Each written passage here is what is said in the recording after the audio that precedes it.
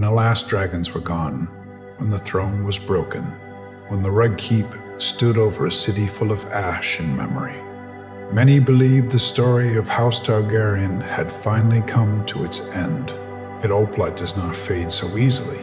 It lingers in burned halls, in songs whispered by old Maesters, in half-lost names written in fading ink, and in the quiet fear that comes when people remember that this family was never only made of kings and queens.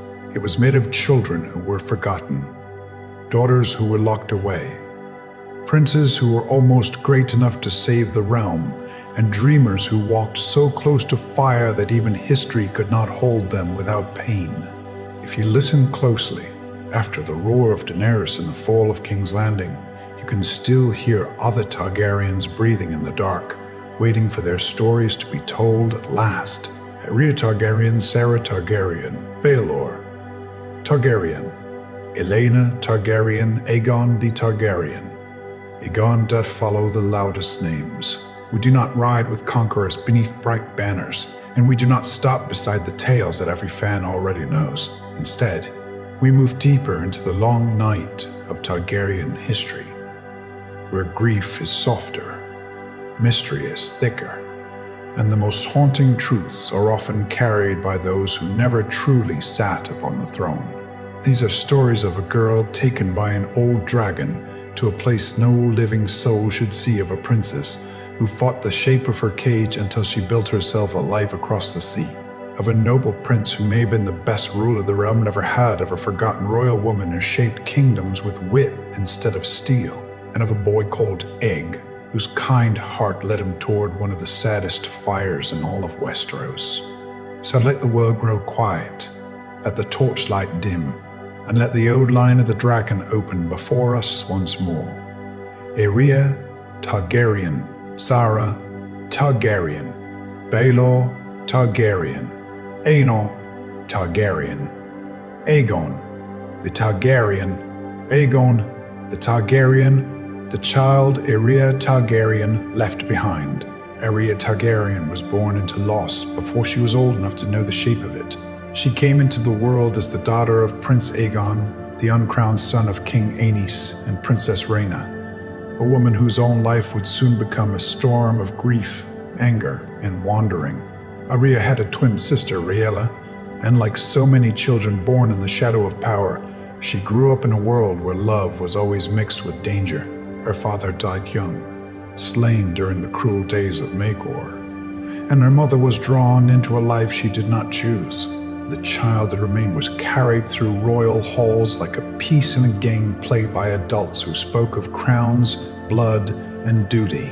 In some moments, Rhea seemed precious because of her birth, but in other moments she seemed only useful. A little girl with silver hair, dragon blood, too small to understand why grown men cared where she slept and what name they called her. Rhea Targaryen. The sadness of Rhea's early life did not come only from death. It came from distance. She and her mother were kept apart for long stretches of time, and that wound cut deeper than any sword. By the time Rhea spent real years with Rhaena, the two were almost strangers. Rhaena had her own scars, and Rhea had her own hard feelings. The girl did not feel safely held in the world of her mother, and Dragonstone with its black stone, smoking cliffs, and old Valyrian shadows did not feel like a home. It felt like a prison built from memory. Rhea was young, but young hearts know when they are not wanted in the way they need to be wanted. She became willful, sharp, restless, and impossible to calm for long. She dreamed of King's Landing, of freedom, of movement, of a brighter life beyond the stone and salt. The sad truth is that many Targaryen children were raised to think of dragons as freedom, and almost none were taught that dragons also carried memory, hunger, and old dark roads that human hands could never control. Rhea Targaryen. There is something especially painful in the image of Rhea before her great flight, because she was not a warrior and not a queen, not a wise ruler and not a villain. She was only a child who wanted to be anywhere else. That simple wish made her story feel even more cruel. In the songs of Westeros, dragons are often treated as symbols of glory, but to Arya, they became a door. She looked at the great beast Balerion, the Black Tread, the oldest and most terrible dragon alive, and she saw not doom but escape. It was the dream of a lonely child. And lonely children can be the bravest and the least safe of all.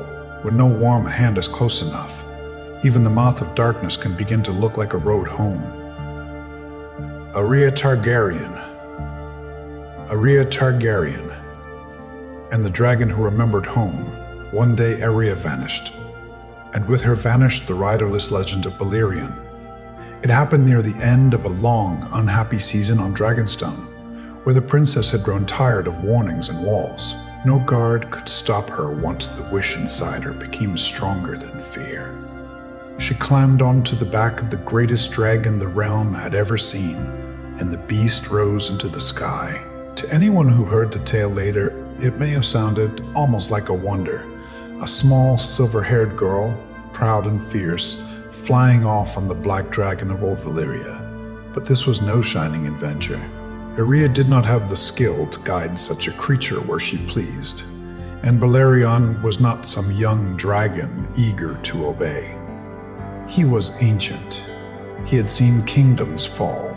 He had once known the smoking lands from which the Targaryens had fled, and as Septon Barth would later believe, it was not Arya who chose where they went, it was Balerion. Arya Targaryen. For more than a year they were gone. The world beneath them changed with seasons, and no raven could say where they had passed. In castles and courts, people guessed and prayed and feared the worst. Perhaps the dragon had thrown her into the sea. Perhaps she had landed in some distant place and been taken by strangers. Perhaps she still lived. The not knowing was its own kind of grief. There is a special terror in stories where a child disappears, because the mind keeps making new endings. Yet the ending that finally came was stranger than rumor, darker than guessing, and so terrible that it hung over Targaryen history like smoke for generations. When Balerion returned at last, he came back to King's Landing scarred and wounded, as if even the Black Dread had fought something beyond the reach of men. And clinging to him, barely alive, was Arya. Arya Targaryen. She had not come home as a hero. She had come home broken by a place that should never have been reached. Her skin burned with unnatural heat. Her eyes were red with blood. She cried that she wanted to go home, though she was home, and that small detail makes her suffering feel even more lonely. Whatever she had seen, whatever had entered her body, whatever horror had touched her in the ruins where old fire still lived, it had taken away the simple comfort of knowing where safety was. The grown men around her did not know how to save her. The Maesters cooled her with ice. The wise Septon Barth watched with dread. The dragonlords of old Valyria had once believed themselves masters of flame and blood. Yet here was one small Targaryen girl, undone by the remains of the world her ancestors had lost. Arya Targaryen. The fear. Arya Targaryen brought back. Arya died in terrible pain, and though the old history speak in careful words, the truth of her end still feels like a nightmare. Something living moved beneath her skin. Heat seemed to pour out of her as if she were being cooked from within. The men who stood beside her bed were changed by what they saw. This was no common sickness. This was something that seemed born from cursed fire, from ruined lands, from the shadow of the doom itself. Septon Barth believed that Balerion had flown back to Valyria, to the broken homeland he alone still remembered, and that Arya had been touched there by creatures no one in Westeros had names for. Whether that guess was fully true hardly matters to the feeling of the tale. The feeling is that some doors in the world are sealed for a reason, and a child of dragon blood had wandered through one of them. Arya Targaryen, her death, changed more than the hearts of those who loved or pitied her. It changed policy, fear, and the shape of royal law. The king forbade ships that had gone to the smoking sea from landing in Westeros, as if even their touch might carry ruin. That alone tells us how deep the terror ran. Arya's story became a warning in the long Targaryen line. Not every dragon path led to glory. Not every old place should be claimed again. Not every piece of lost Valyria was meant to be found. In a family that often spoke of destiny, she became the child who showed what destiny could do when it turned cruel. Her life was short, and yet it opened one of the darkest windows in all of Targaryen history. Through her, the realm saw that old Valyria was not a sleeping treasure. It was a wound in the world, still hot, still hungry, still able to reach out and take from the living. Arya Targaryen. And still, beneath all the horror, the deepest sorrow remained simple. Arya was a lonely girl who wanted to leave an unhappy home. That is what makes her story stay with us long after the mystery and fear have passed. Under the dragon and the doom and the black smoke, there is still a child. She was not trying to conquer the world. She was not hunting treasure. She wanted escape. She wanted escape. She wanted elsewhere. In the end, that is why her tale belongs among the most tragic of all Targaryen stories. It reminds us that the grandest house in Westeros could not protect its own children from silence, from sorrow, or from the ancient fires that slept beneath their name. Arya Targaryen, the Princess Syra Targaryen who said number. If Arya's story is a tale of sorrow and mystery, Syra Targaryen's story begins with noise. She was one of the many children of King Jaehaerys and Queen Oisin, born into a royal family that from the outside looked almost golden. Her father was wise. Her mother was strong. The realm was more peaceful than it had been in years. Yet inside that bright royal house, not every child fit the shape expected of them. Syra did not. From a very young age, she was bold, clever, proud, and full of refusal. Her first famous answer to the world was said to be no, and she never seemed to lose the taste for it. Some children seek approval like sunlight.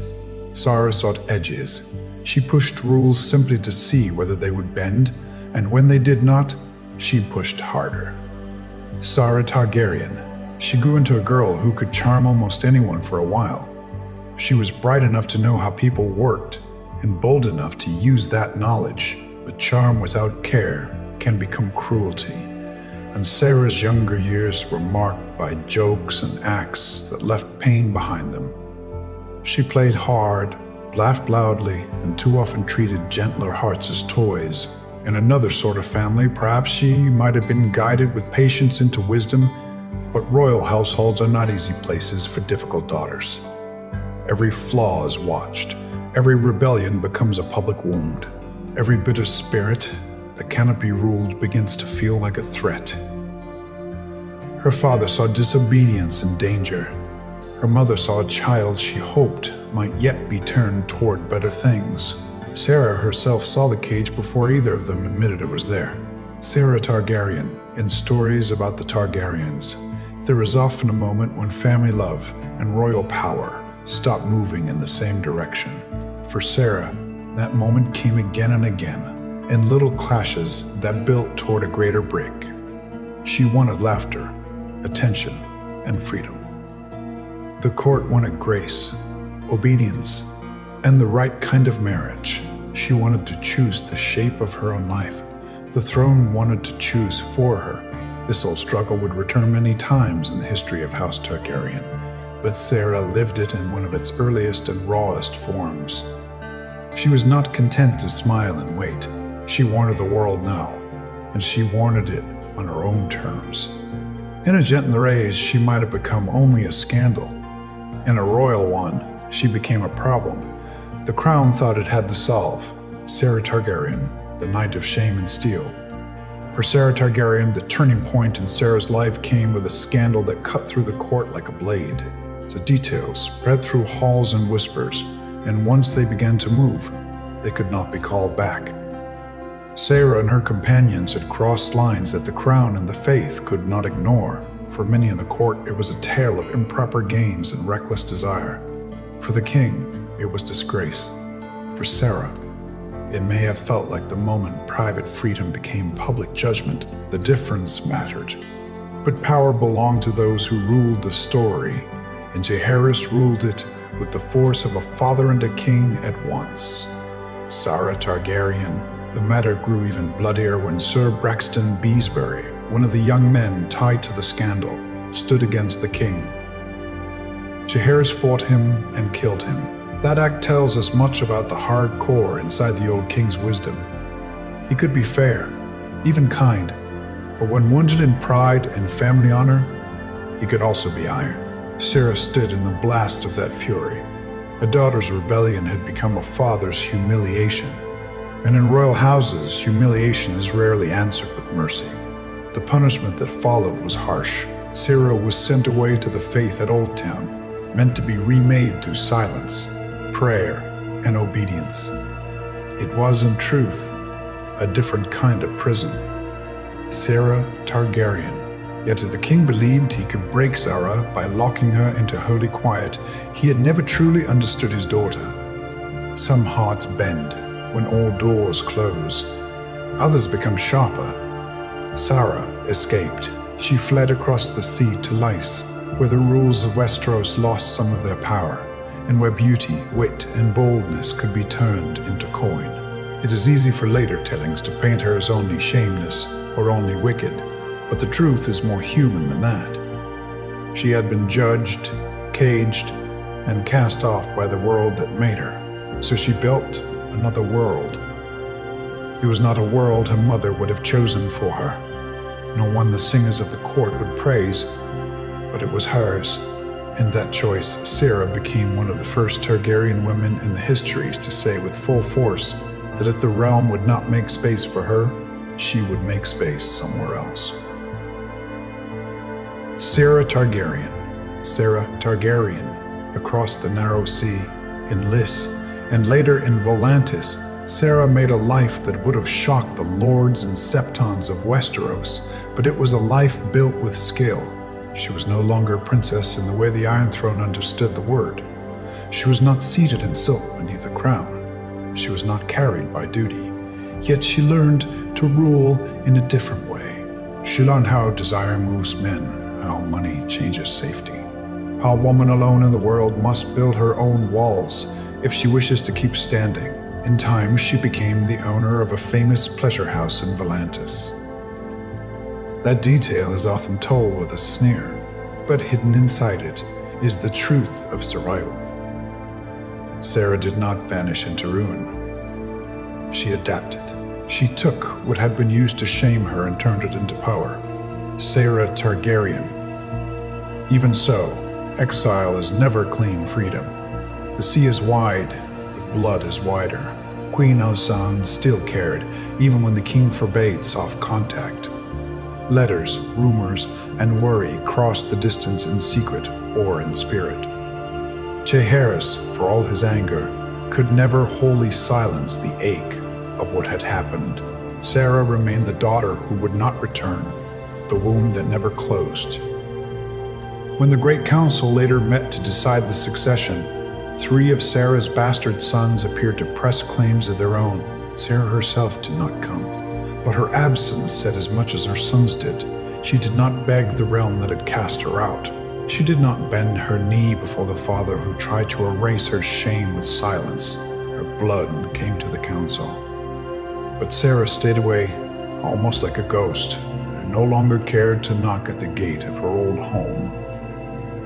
Sara Targaryen. One of the saddest notes in her story comes near the end of Jaehaerys' life, when age had dimmed his mind and grief had softened its old edges. In those late hours, he is said to have mistaken a young woman near him for Sara returned. That moment is painful because it reveals what pride had hidden. Under the anger, there had remained a father who never fully stopped looking for the daughter who walked away. Sara's legacy is not simple. She was sharp, reckless, and often cruel. She was also brave, clever, and unwilling to live as a shadow in someone else's plan. In a family that loved speaking of dragons and destiny, Sara's true rebellion was even more dangerous. She insisted on being herself, even when being herself cost her everything she had been born to inherit. Sara Targaryen. The Prince Baelor Targaryen, with a Dornish face. Baelor Breakspear entered the world carrying two great names inside him. He was a Targaryen prince, son of King Daeron the Good, but through his mother Myria Martell he also carried Dorne in his blood and in his face. That mattered more than it should have. In Westeros, people often say they value honor, wisdom, and courage. Yet many still judge first by appearance and old hate. Baelor did not look like the shining silver princes of easy stories. He had dark hair and features that marked his Dornish blood. To some, that made him seem less Targaryen. To wiser eyes, it made him a living bridge between two parts of the realm that had long struggled to trust one another. From the start, Baelor had to become more than good. He had to become undeniable. Baelor Targaryen, he did. As a young man, he proved himself in arms, in thought, and in bearing. He trained hard, fought well, and won the name Breakspear after defeating the mighty Daemon Blackfyre, an attorney. That victory mattered not only because it showed skill, but because it placed Baelor beside the brightest warriors of his age. He was no bookish prince hiding behind wiser men. He could ride, strike, endure, and command respect. Yet what made him remarkable was that strength in battle did not make him smaller in spirit. He was known for fairness, judgment, and a steady nature that gave comfort to others. Many thought he carried the best of what a king should be. In him, valor did not crush kindness, and dignity did not turn to pride. Baelor Targaryen. There is a quiet sadness in meeting Baelor through history, because from the start, he feels like a man walking near a crown he deserves, but will never reach. His father trusted him. The realm respected him. Even the harsh years of rivalry and rebellion could not easily stain his name. He married, had sons, and served as Prince of Dragonstone, heir to the throne. Everything in his life seemed to move toward a good and stable future.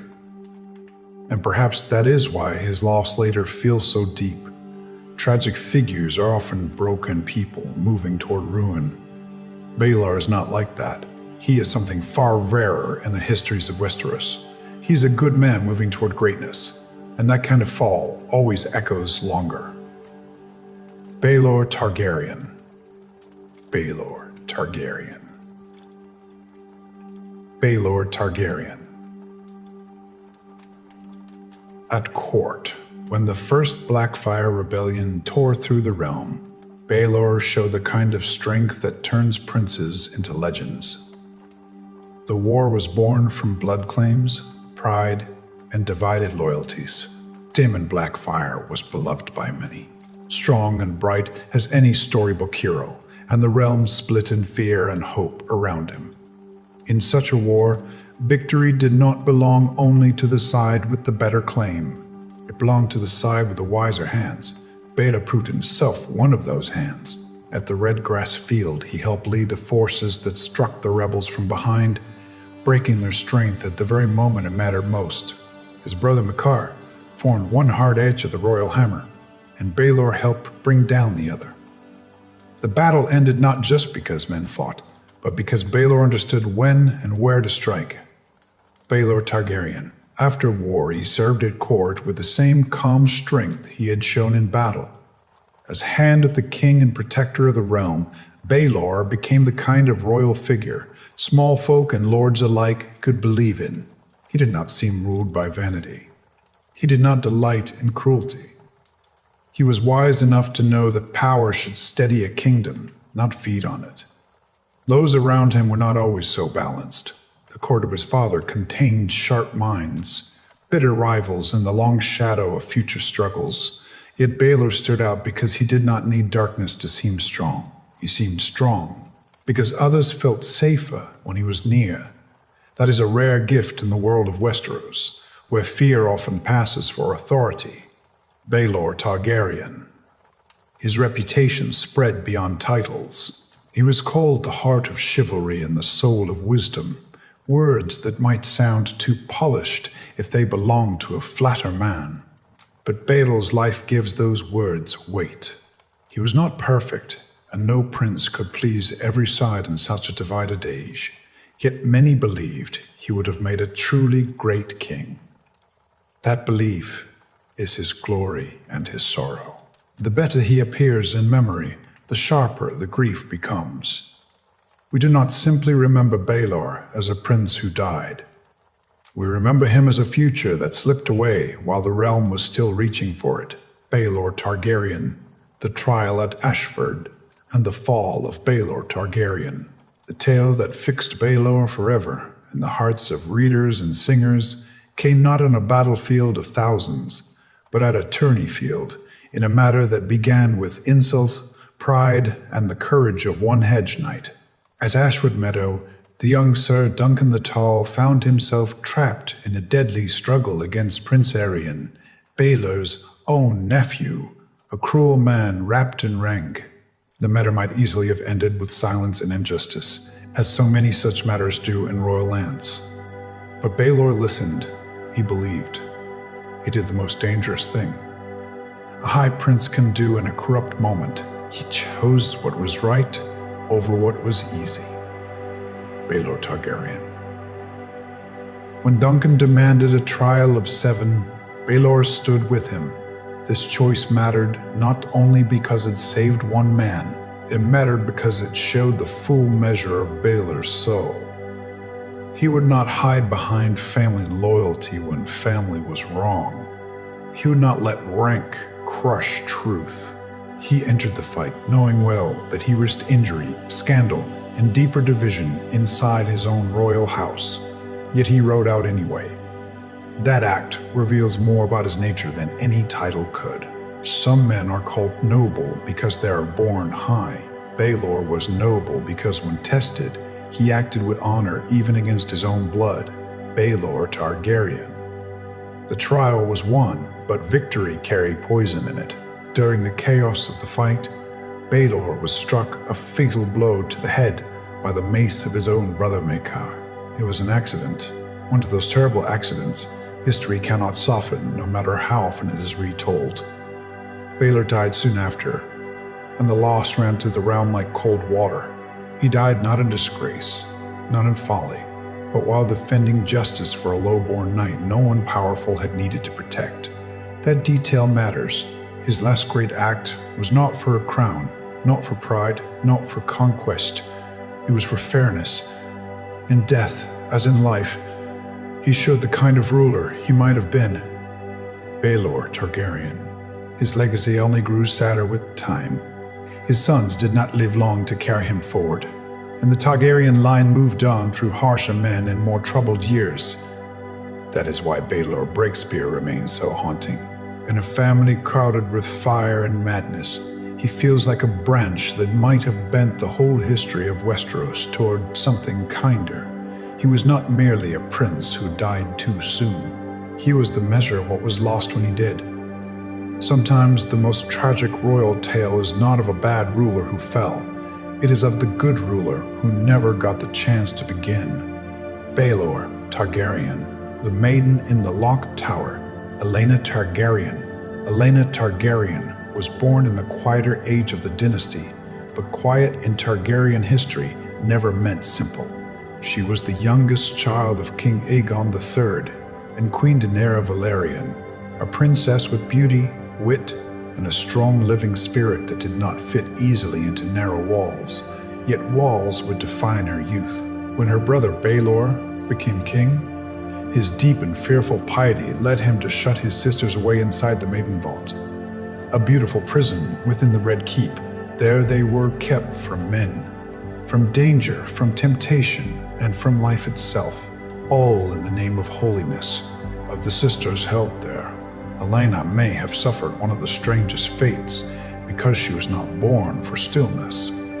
The cage did not suit her, and the years taken from her would shape the woman she became, Aelena Targaryen. To understand Aelena, one must understand what it means to be young, royal, clever, and locked away while the world goes on outside. The Maiden Vault was rich, but it was still a cage. Time passed. Seasons turned. Men made decisions, kingdoms shifted, and the princesses were expected to remain untouched and waiting, as if their worth lived only in delay. Olenna did not accept that fate quietly. In one famous act of defiance, she cut off her own hair, rejecting the pretty image expected of her. It was a small rebellion in one sense, yet in another it was huge. It's said that even in confinement she claimed ownership of herself. That act alone tells us much about the iron beneath her beauty. Olenna Targaryen. When Baelor died and the doors of the Maiden Vault finally opened, Olenna stepped back into the world carrying more than lost time. She carried hunger for life. Some Targaryens met hardship and became colder. Olenna met hardship and became more awake. She loved, chose, grieved, calculated, and endured.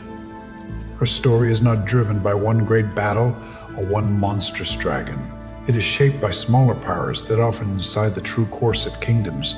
The patience to wait, the wit to manage money, the strength to survive gossip, and the calm skill of a woman who learns how men misjudge her and uses that mistake to her advantage.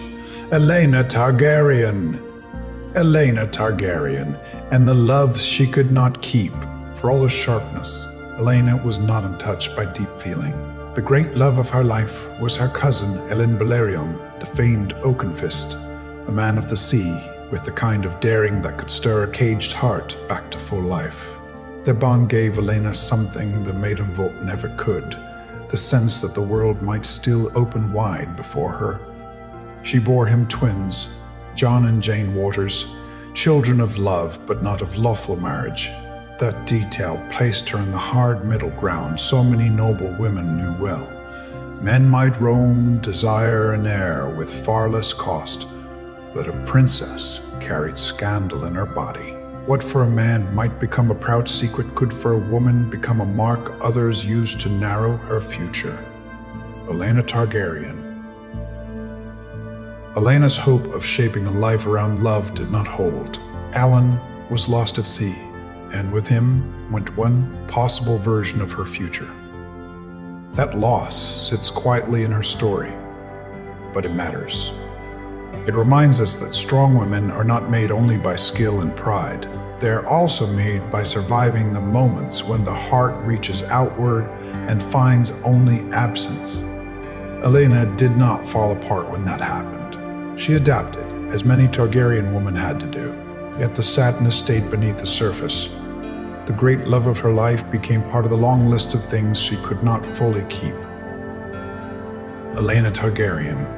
Her later marriages tell a story not of romance alone, but of strategy, endurance, and changing needs. She married Lord Isildur Plum, and the marriage ended almost before it began, when he died on their wedding night. She later married Lord Ronald Penrose, and then, much later, Sir Michael Manwoody, whom she chose for love. These marriages placed her in different roles across the realm, but in each role Olenna kept hold of herself. She was not carried passively from one husband's house to another. She learned how to move within the rules while also bending them when she could. It is a quieter kind of dragon fire, but in many lives it burns longer than the loud kind.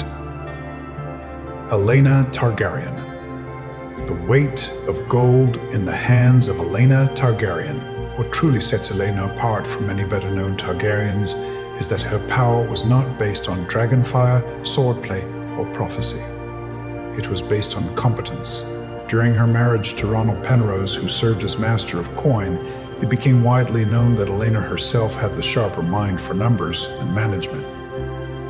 Money in Westeros is never only money. It is grain in winter, ships in harbor, pay for soldiers, repairs to roads, favor with lords, and the silent thread that keeps a kingdom from fraying apart. Olenna understood that. She saw the realm not just as banners and bloodlines, but as books, debts, weights, measures, and the real cost of bad choices. Olenna Targaryen. There is a reason such women are often less famous than warrior princes. Their victories are not noisy. Nobody writes songs about a treasury kept steady or a set of accounts put right. Yet realms live or die by these things. Elena's cleverness gave her influence under King Daeron the Good, and that influence mattered. While others strutted through court politics with loud voices and sharper tempers, Elena worked in the solid world beneath the show. She helped hold shape where things might have slipped into waste or confusion. In another world, perhaps she would have ruled openly. In Westeros, she ruled through skill that men often enjoyed, while pretending not to notice. Elena Targaryen, that hidden style of power, makes her one of the most modern-feeling Targaryens in the old histories. She did not wait for destiny to name her special. She made herself useful in ways that could not be ignored.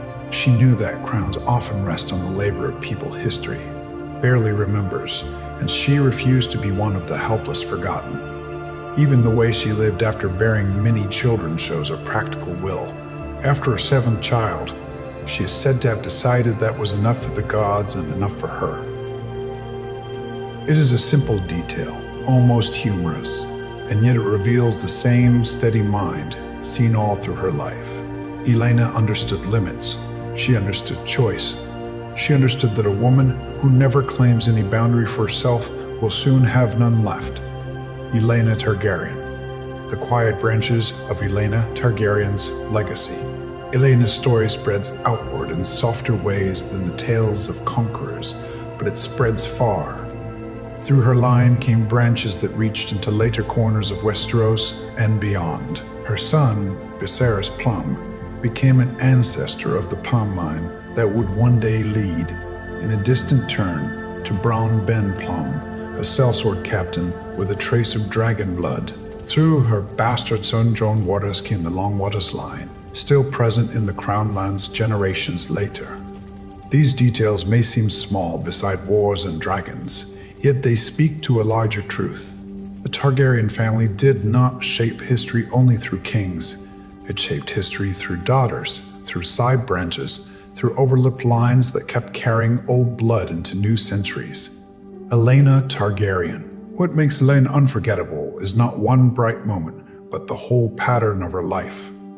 She survived confinement, disappointment, scandal, widowhood, duty, and the long, tiring business of navigating a court built mostly by and for men. She found ways to love. She found ways to matter.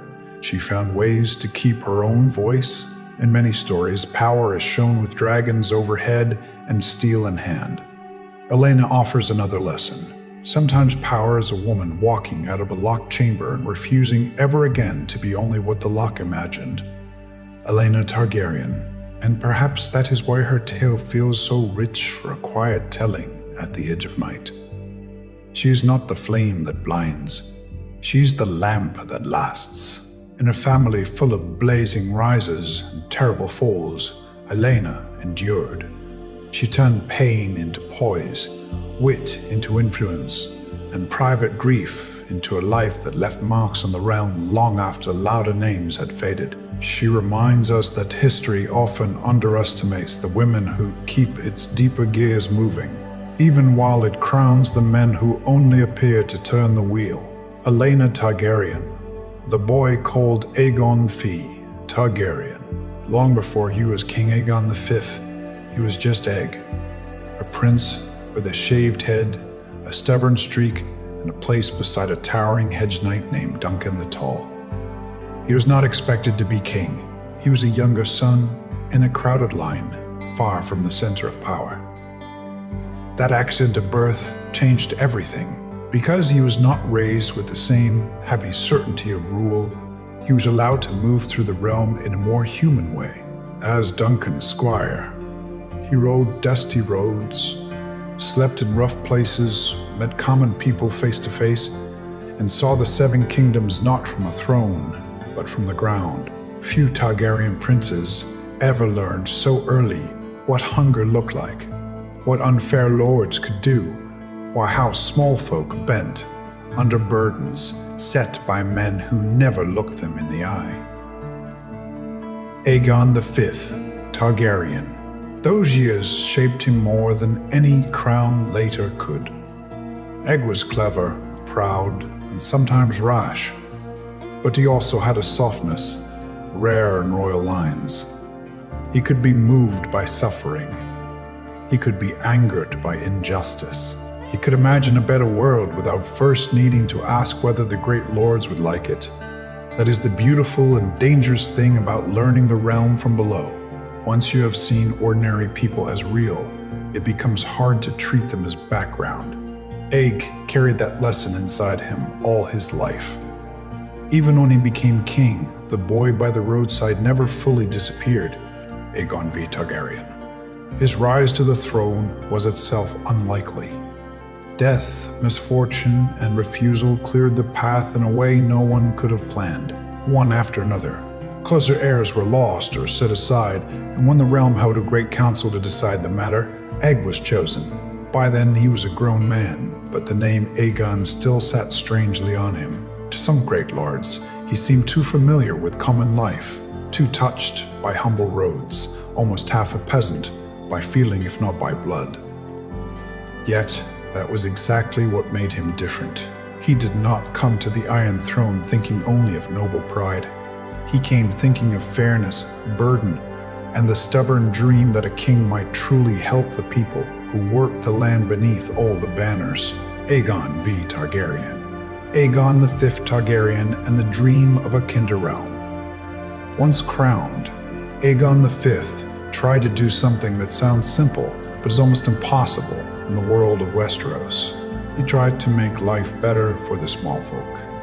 He sought laws and reforms that would protect common people from the worst reach of lordly power. He wanted limits where old custom had allowed abuse. He wanted relief where suffering had long been treated as natural. It is easy to call such things kindness, but in a feudal world they are also ruled by other means. Every right given to the poor is felt by the rich as a hand closing on some part of their freedom to rule as they wish. Aegon learned that very quickly. Aegon learned to that very quickly. Aegon the Fifth Targaryen, the great lords resisted him. Some opposed openly. Others delayed, smiled, and quietly worked against him. Without dragons, a Targaryen king had far less force behind his noble dreams. That was the hard truth at the heart of Aegon's reign. He had the will to change the realm, but not the old fire that once made the family unstoppable. So he negotiated, pushed, suffered uprisings, and compromised where he hated to compromise. This is where his story becomes especially moving. Aegon did not fail, because he did not care enough. He failed in part because he cared in a world built to blunt care into caution. He was a good man trapped inside a hard system, and systems rarely yield just because a better heart sits at the top. Aegon V. Targaryen, even within his own family, his dream of shaping a stronger and more stable realm began to break apart. He arranged marriages for his children that would have bound powerful houses closer to the throne, and won support for his reforms. But his children, like their father before them, had their own wills. They married for love, desire, or private conviction instead of obedience. In another light, this might seem romantic, almost sweet, a family of strong hearts refusing cold duty. But for Aegon, it was devastating. He had once lived as a freer son and had loved that freedom. Now as king, he needed discipline from his heirs and could not command it.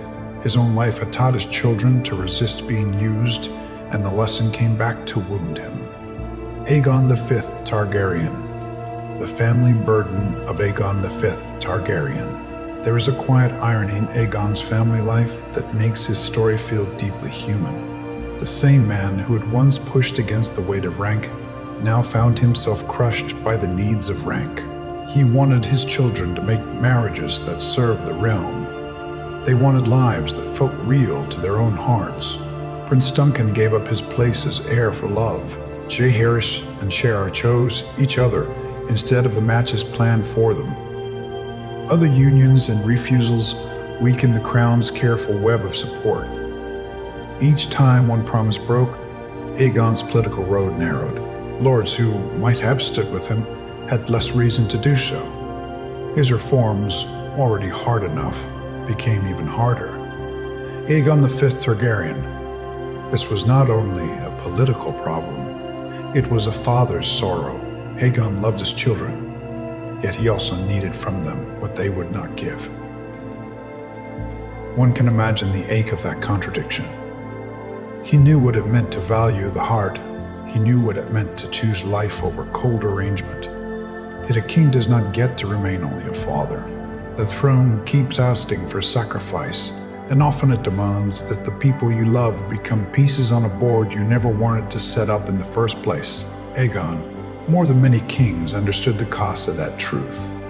Aegon V Targaryen. So the years pressed down on him. Reform stalled. Resistance hardened. Family plans collapsed. The dream of a gentler, fairer kingdom remained alive in him, but the tools to reach it kept slipping away. This is the middle sorrow of Aegon's life. He was not a mad king, not a cruel king, not a fool. He was perhaps something even sadder in the history of kingship. He was a decent ruler who could see clearly what was wrong and could not fully fix it. He knew the realm needed change, but the old bones of power would not bend enough to let him save it the way he wished. Aegon V Targaryen. The fire at Summerhall. And Aegon V Targaryen's last dream. In the end, Aegon turned toward dragons. That choice carries both tragedy and a kind of dark logic. If the great lords would not obey reform, if the crown lacked the force to shape the realm, then perhaps the lost power of House Targaryen could be called back. Perhaps dragon eggs could hatch again. Perhaps old fire could do what law, reason, and royal goodwill could not. The road to Summerhall was built from frustration, hope, memory, and desperation. Aegon was not reaching for dragons only because of family pride. He was reaching for the one power he believed might finally let him protect the people he had always cared about. Aegon V Targaryen. What happened at Summerhall remains wrapped in some mystery, but the result is clear and terrible. Fire consumed the castle. Aegon died there, along with Prince Duncan and Sir Duncan the Tall, the old friend who had shaped his youth. The dream ended in ash, yet even within that ash came one strange note of beginning, because Prince Rhaegar was born amid the tragedy. That twist feels very Targaryen. Death and birth, ruin and promise, all tangled in one blazing hour. Still, for Aegon himself, there was no new dawn. His last effort to restore old fire destroyed him. Aegon V Targaryen Summerhall matters because it completes the shape of his life. Aeg, the boy who walked among ordinary people, became the king who wanted to lift them. The king who wanted to lift them became the old ruler who could not force the realm to change, and the ruler who could not force change reached back toward dragons, only to be devoured by the same kind of fire that had always shadowed his house. His story is not merely a warning about ambition, it is also a warning about desperation born from love. Sometimes people touch dangerous things, not because they hunger for power, but because they have run out of gentler ways to do good. Aegon V Targaryen. Interlude. The Long Shadow of the Forgotten Flame. What ties these 5 stories together is not only blood. It is the way each life reveals a part of House Targaryen that the throne alone can never explain. Arya shows us the fear buried beneath the family's old connection to dragons. Sarah shows us the price a royal daughter pays when she refuses to be shaped by the needs of the realm.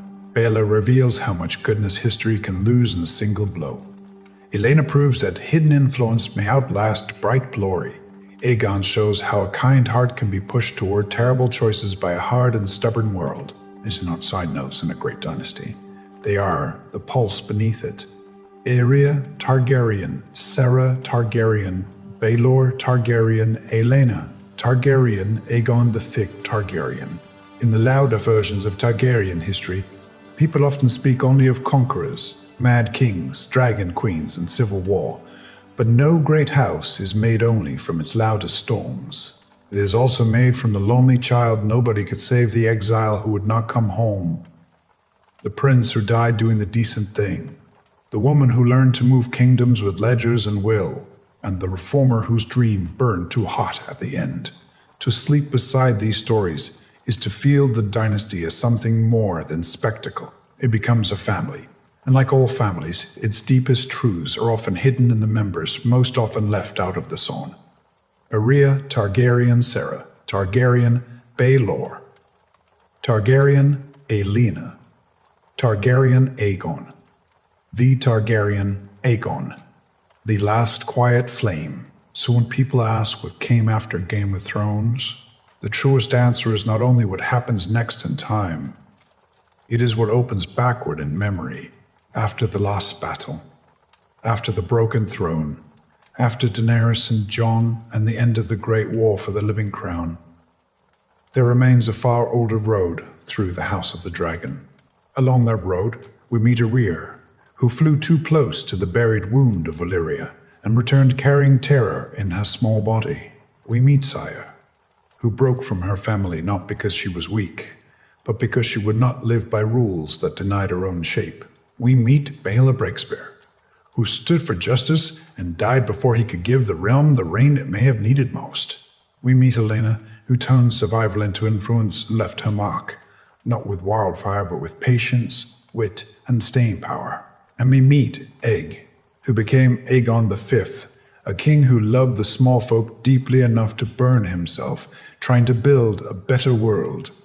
Arya Targaryen Sarah, Targaryen Baelor, Targaryen Elia Targaryen, Aegon the Targaryen, Aegon the Targaryen.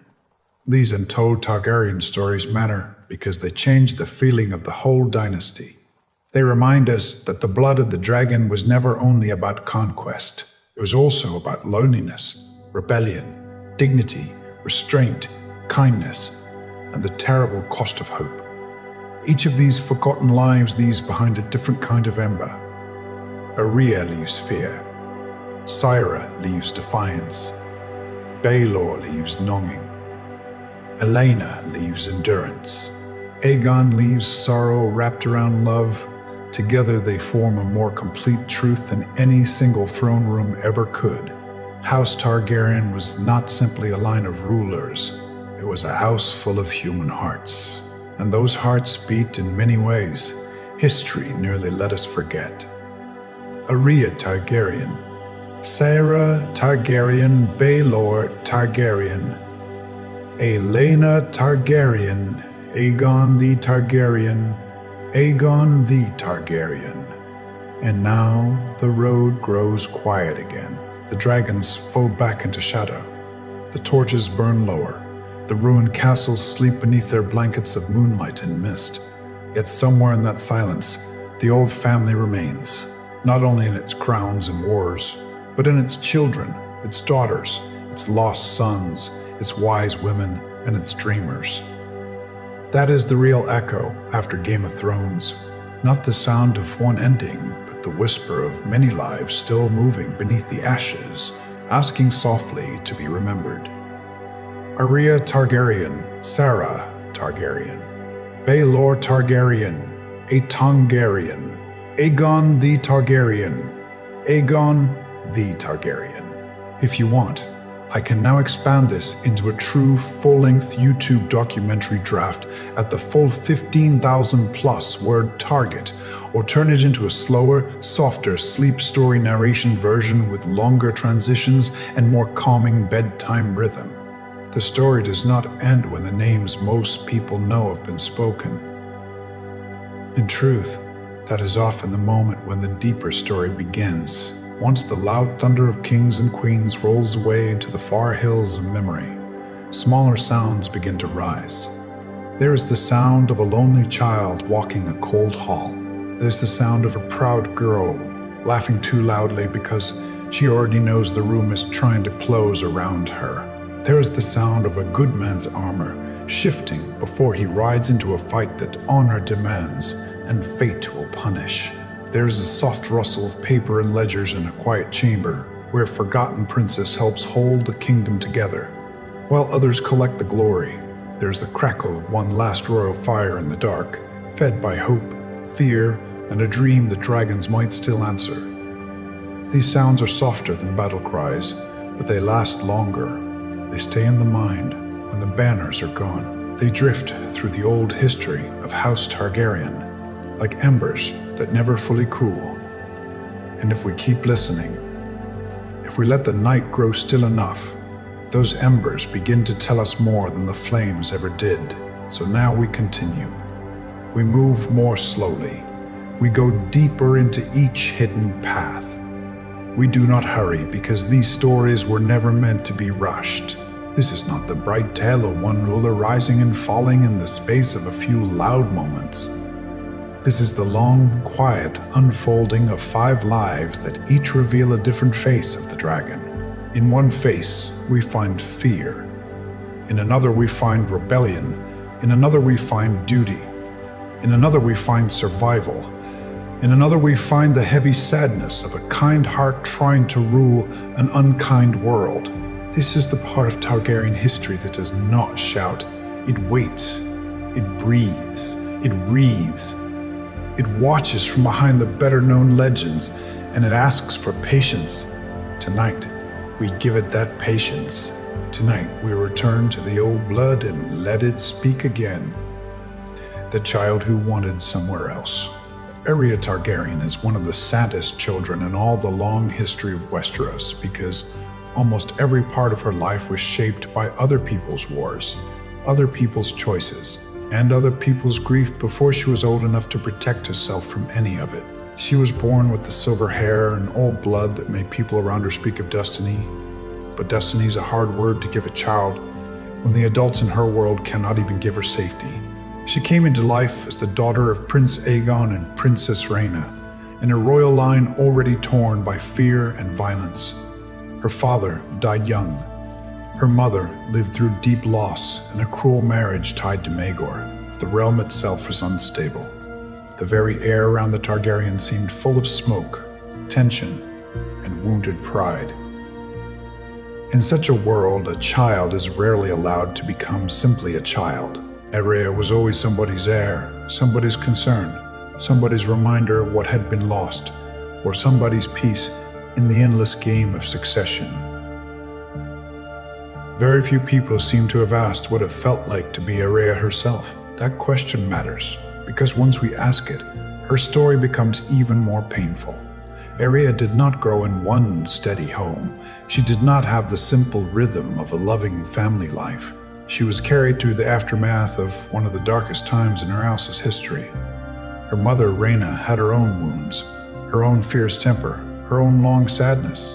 The relationship was strained, partly because so much time and tenderness had already been stolen from both of them. Arya may have had her mother's blood, but she did not have a mother's calm trust.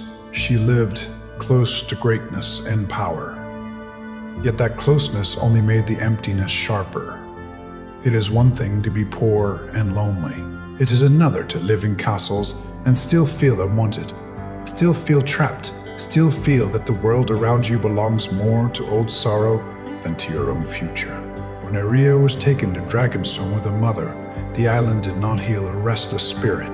Dragonstone was beautiful in a dark and heavy way, full of black stone carved like frozen flame, full of old Valyrian echoes, full of dragons and sea wind and the smell of salt and smoke. The beauty's not comfort, and for a girl like Arya, the island became a kind of hard shell around her unhappiness. She did not want that place. She did not want its silence. She does not want its old grief. She wanted life, movement, warmth, and escape. People often speak of her as wild, difficult, and strong-willed, and perhaps she was. But many children become difficult when the world gives them no soft place to put their fear. Arya had nowhere easy to rest her heart, so the restlessness in her grew into hunger, and the hunger in her grew into danger. There's something deeply haunting in the way her early life prepares the road to her ending, when a child begins to believe that anywhere is better than where she is. the world becomes full of false doors. Some doors open into freedom, some open into fire.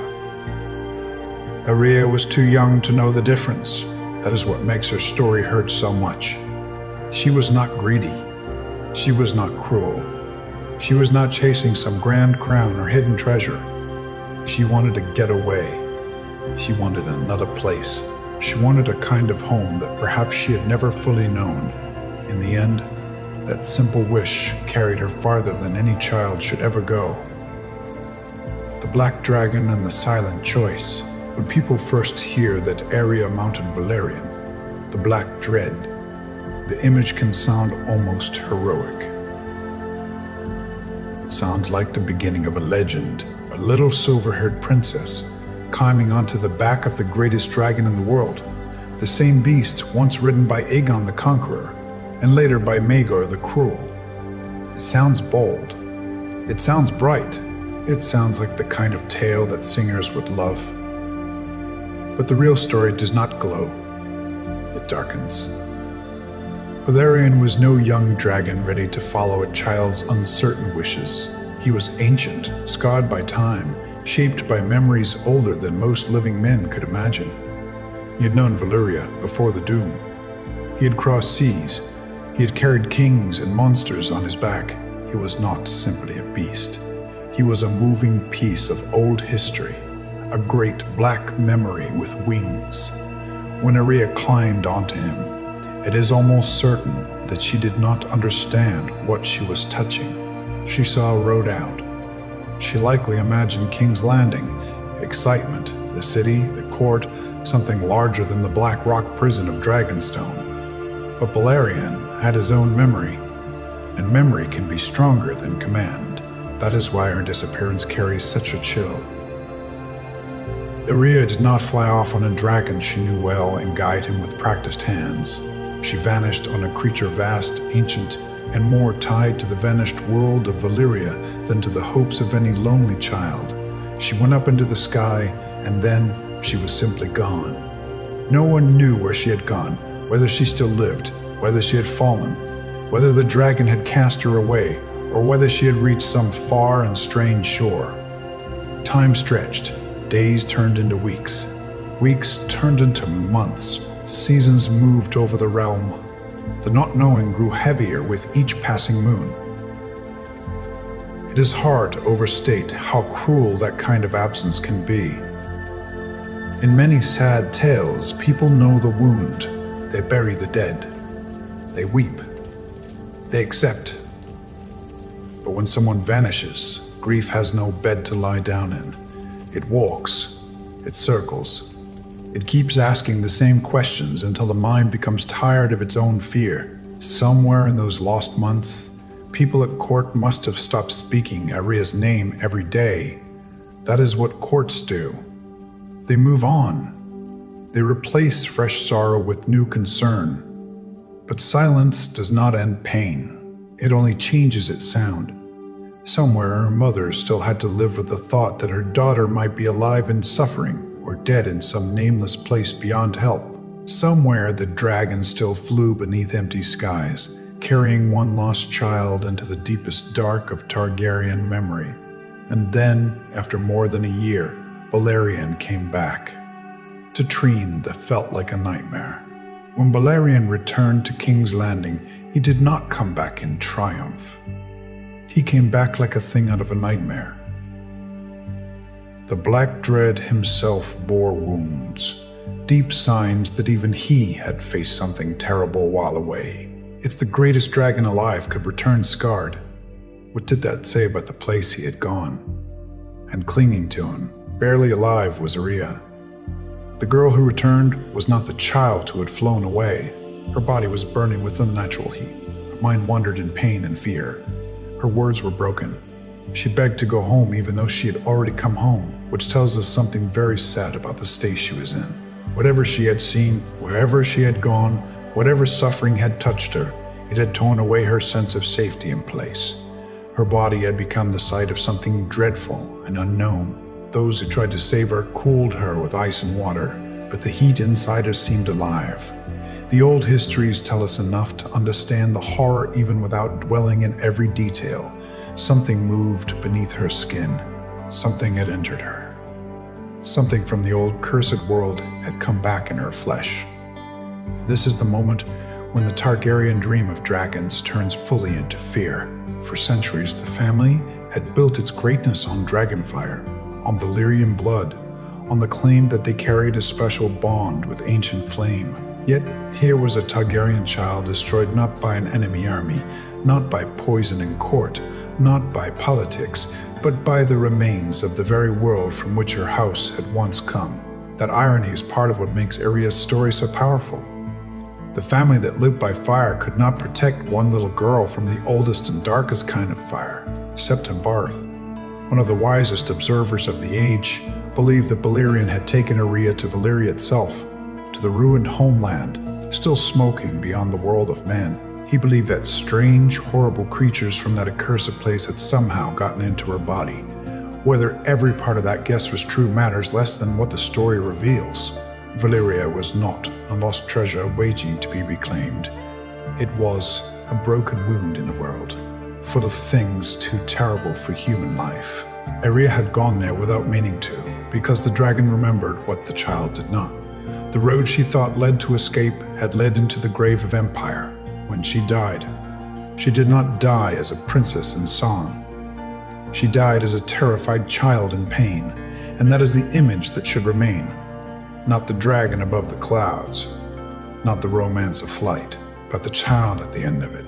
Too young, too broken, too far from the mercy she needed. Tybrim. The lesson of Arya. After Arya's death, the realm learned fear in a new way. The king forbade ships that had gone to the smoking sea from landing in Westeros. The measure was extreme, but the terror behind it was real. Her death had shown that some places in the world should remain untouched, no matter how much men dream about lost power. This changed the story of Valyria inside Westeros. It was no longer only the grand fallen homeland of dragonlords. It became something closer to a curse that still breathed. But the lesson of Arya is not only about Valyria. It is also about children who grow up inside dynasties, too broken to love them properly. Arya's death was terrible because of the mystery and the body horror and the shadow of the doom. Yet the first tragedy happened long before the dragon flew. The first tragedy was that she had become so unhappy, so restless, and so hungry for escape that the back of Balerion looked like a better place than the life she had. That is what the court could not cure. That is what Dragonstone walls could not keep out. Loneliness had already opened the door. In that sense, Arya becomes not only a warning about old fire, but also a warning about neglected hearts. Great houses speak of duty, blood, and succession, but children do not live on those things. They live on affection, trust, warmth, and the feeling that someone truly sees them. Arya did not have enough of that. She had rank, she had blood, she had the gaze of history. She did not have peace. The result was one of the most haunting stories ever tied to the Targaryen name. So when people speak of dragon riders as if the bond between rider and beast is always noble and bright, Arya's name should be remembered. Not every dragon answers the dreams of the one on its back. Not every flight is chosen by the rider. Sometimes the oldest wings carry the youngest heart to a place no heart should ever have to know. The princess who refused to bend. If Arya's sorrow is quiet and terrible, Sarah Targaryen's story burns with a different kind of heat. Where Arya was lonely and lost, Sarah was loud, sharp, and impossible to ignore. She was born into the great family of King Jaehaerys and Queen Alysanne, a royal house that from the outside seemed strong, wise, and full of promise. But large royal families are crowded worlds, and not every child raised in them learns to move softly. Sarah did not move softly. She pushed, she tested, she laughed at rules, she challenged limits. From the beginning, she had in her something difficult to master. People called her clever, and that was true. They called her willful, and that was true too. But neither word alone fully captures her. Sierra was the kind of child who seemed to sense the hidden shape of power very early. She knew what people wanted from her, and she disliked it. She knew when she was being managed, trained, or placed, and she fought it. Some daughters of kings learned to survive by pleasing others. Sierra seems to have understood from a young age that pleasing others could become a way of disappearing. She refused that kind of disappearance, sometimes through wit, sometimes through mischief, sometimes through wit mischief, sometimes through open defiance. This did not make her easy to love.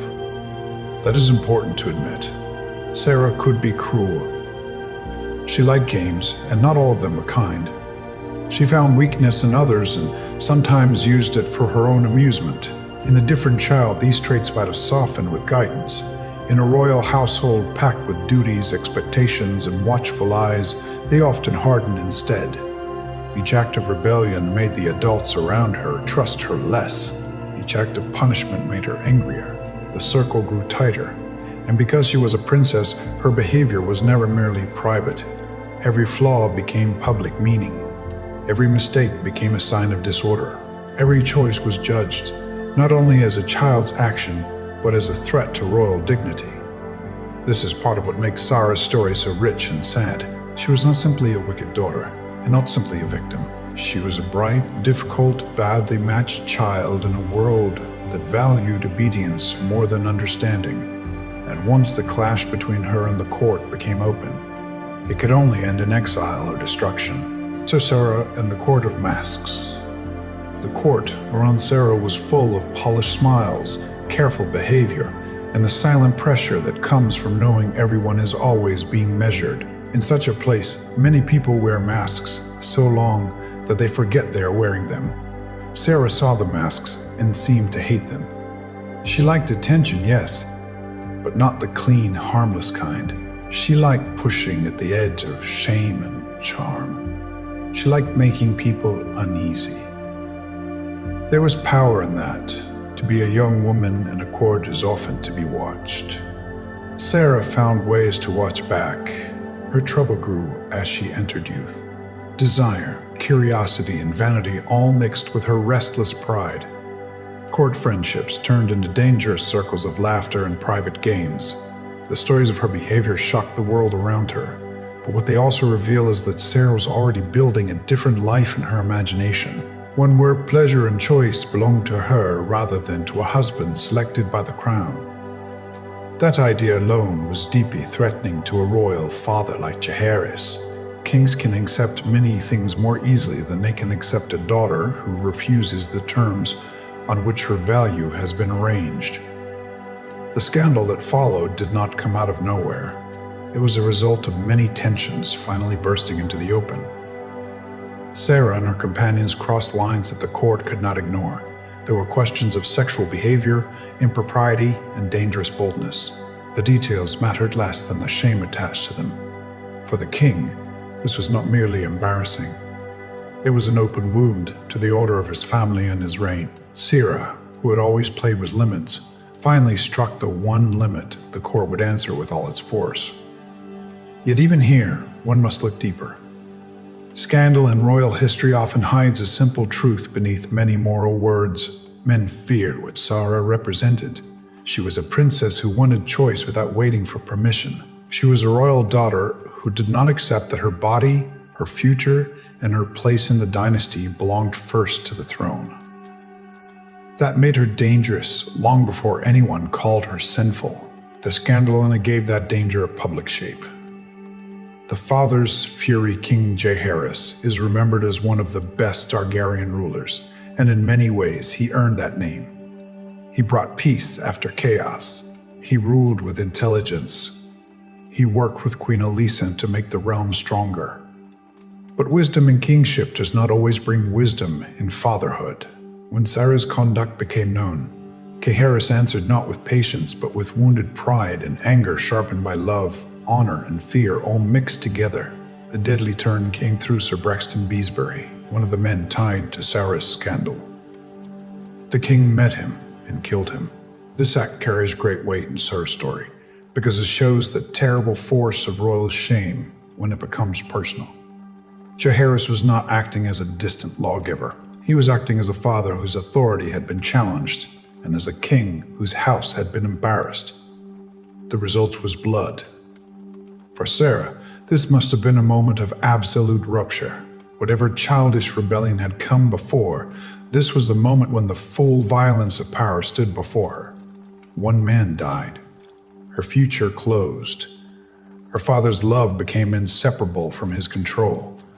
Her mother's sorrow could not save her. All the doors of easy return began to shut. She was sent to Old Town and given to the faith, expected to live in silence and discipline, stripped of the lively self that had caused so much trouble. In theory, this was correction. In truth, it was erasure. The crown was trying to bury Syra inside holiness. It was trying to smooth away scandal by locking the scandalous girl into the walls of prayer. But Syra was not made for stillness. She was not made for submission. The more she was pressed into that shape, the more certain it became that she would break it. Many royal daughters in history disappear at this point. They obey. They vanish into marriages, convents, quiet towers, or early graves. Sarah did not. That is what makes her unforgettable. The punishment was severe. The king's anger was final. The family was ashamed, and still, in the middle of all that pressure, she chose movement. The escape across the sea, Sarah's escape from Old Town, was not just a runaway act. It was the moment her story turned from scandal to legend. She fled in the night, reached a ship, and crossed the narrow sea to Lys. That sea crossing means more than distance. It means transformation. On one shore, she was the king's disgraced daughter, watched, judged, and shut away. On the other shore, she was a young woman with beauty, wit, and no great family near enough to control her every breath. Lys was a very different world from the moral strictness of Westeros. There, charm and desire could become tools of survival and power. Sarah entered that world and learned how to use it. This part of her life is often told in tones of scandal, but scandal is a poor word for what she actually accomplished. She built herself again. She took the very qualities the court had feared in her and made them work for her benefit. Her boldness, her cleverness, her refusal to feel shame on command. All of it became strength that does not make her story simple or sweet. Exile is still exile. A woman alone in a foreign city must still pay for safety. She must learn quickly. She must trust very carefully.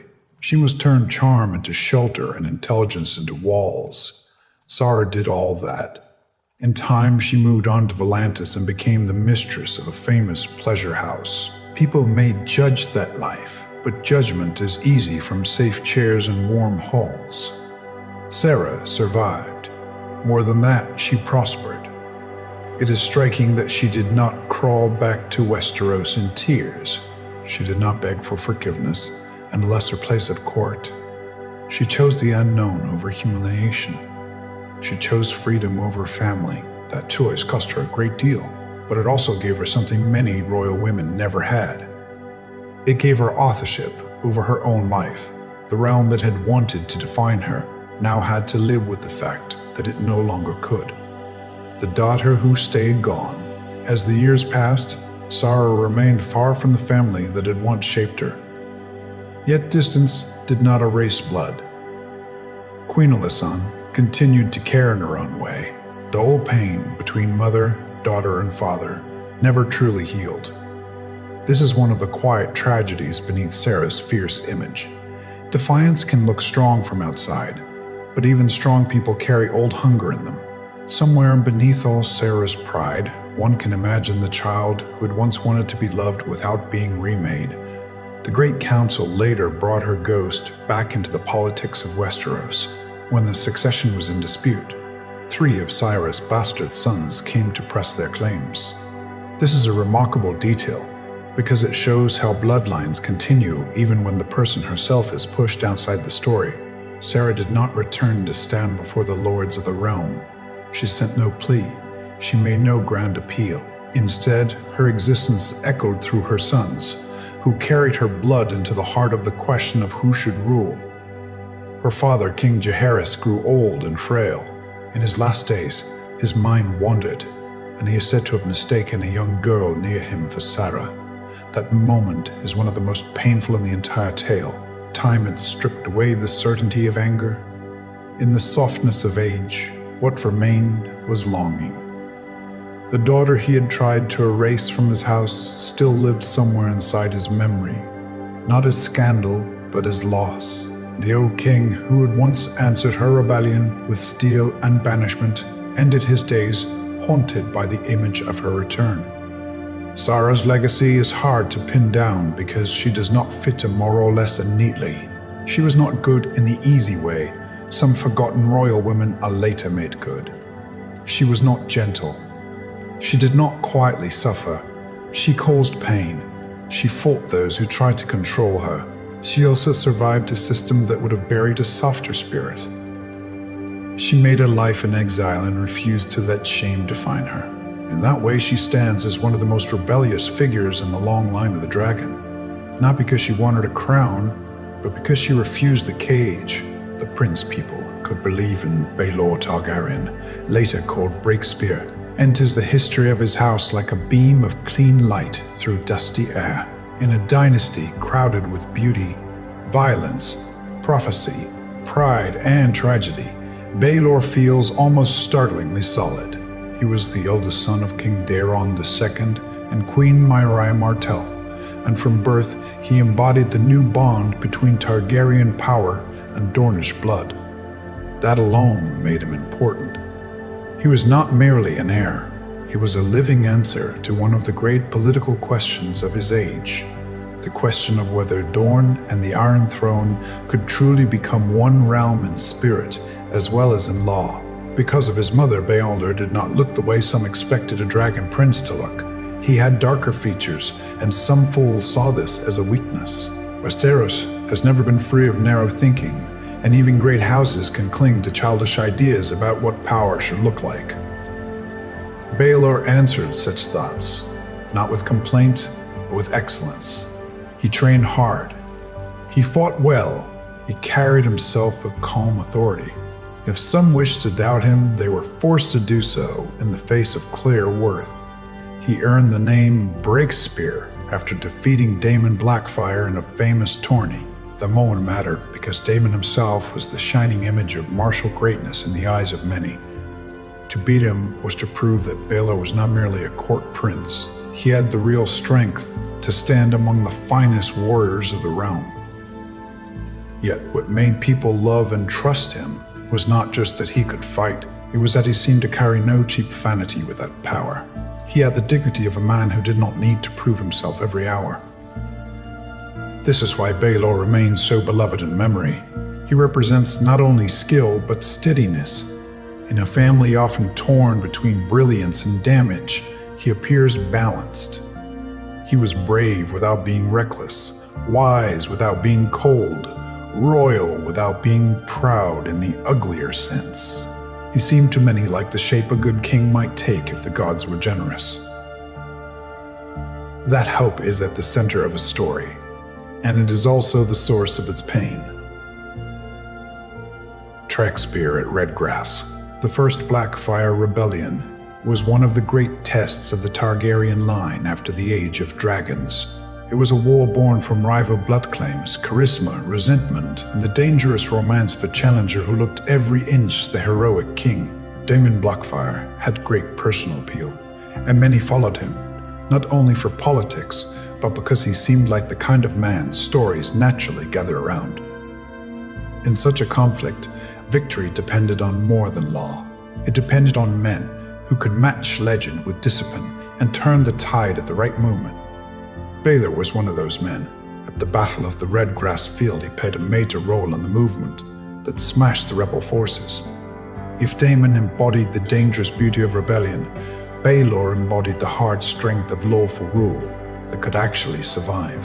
His actions helped decide the battle, and therefore the future of the dynasty.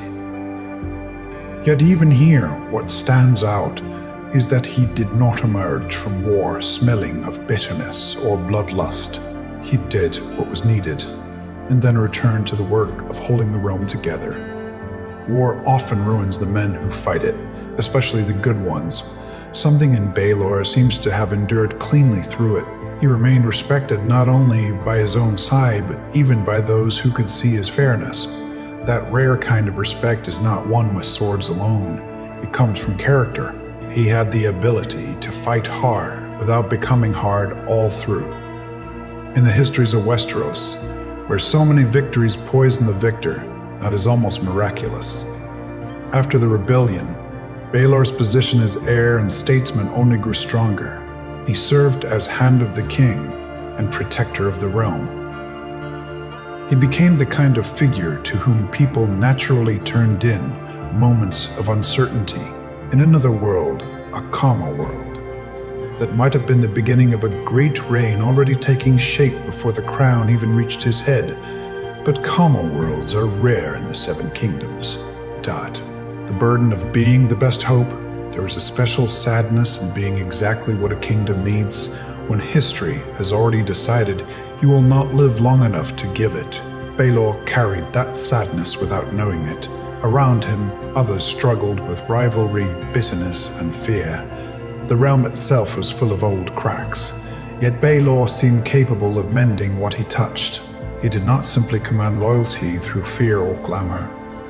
He inspired trust. That difference is enormous. People who have never lived under weak or cruel rulers often forget how powerful trust can feel. When a prince enters a room and others feel calmer, that is a form of strength more precious than any sword. Baelor had it. Men believed he would judge fairly. They believed he would act with honor. They believed he would put the realm before his pride. These are simple things on the page, but in the reality of rule, they are rare treasures.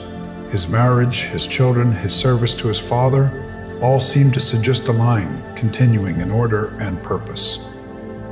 He was the future, and not merely because he stood next in succession. He was the future because he gave the idea of the future a healthy shape. Looking at him, one could imagine a stable kingdom, a wise court, a crown that did not have to terrify in order to govern. That imagination matters. Sometimes the most important thing a prince gives his people is not a law, but a believable sense that tomorrow might be better. This is why his death later hurts so much more than the death of many louder and more dramatic men. When bad men die, there is often relief. When foolish men die, there is often a lesson. When a man like Baelor dies, there is absence. There is the hollow space where a good reign should have been. There is the ache of a lost chance, Tafford Meadow, and the choice of honor. The monster-famous moment of Baelor's life came not in a royal council or on a great battlefield, but at Ashford Meadow, where the fate of a humble hedge knight crossed the path of princes. Sir Duncan the Tall, young and enormous and honorable in a rough, honest way, became entangled in the cruelty of Prince Aerion. The matter was dangerous because Aerion was royal and vicious, and the truth alone was not enough to protect a low-born man against such power. In many courts, that would have been the end of it. Rank would have buried justice. Baelor did not let that happen. He listened to Duncan. He believed him. And when the situation moved toward a trial of 7, Baelor did something extraordinary. He stood with the hedge knight against his own blood. This was not a small gesture. It was a public choice to place right above convenience, fairness above family pride, and truth above the easy politics of royal unity. The risk was real. He could have stayed neutral. He could have looked away. He could have told himself that the matter was beneath him. Instead, he stepped directly into danger. This is the act that reveals his true greatness more clearly than any title. War can make heroes by force. Tourneys can polish reputations, but to choose the side of justice when justice is socially costly, that is character. Baelor did not protect Duncan because it was useful. He protected him because it was right. That kind of decision is what tells us who a person is when the banners and speeches are stripped away. The trial itself was fierce and chaotic. Duncan's side won, but the victory came at a terrible price. Baelor took a crushing blow to the head from the mace of his brother Macer. It was an accident, but accidents do not spare grief. He was mortally wounded in a fight he had entered for the sake of a man of no great birth, a man most princes would never have noticed. That fact gives his death almost holy weight. He died, in effect, while defending the idea that justice should not belong only to the highborn. Few princes in Westerosi history die for anything so clean. Talk. The silence after Baelor. After Baelor died, the realm lost more than an heir. It lost a model. His death sent a shock through the royal family and through all who had placed their hopes in him. His brother Macer carried the guilt of the fatal blow. The future line of succession shifted.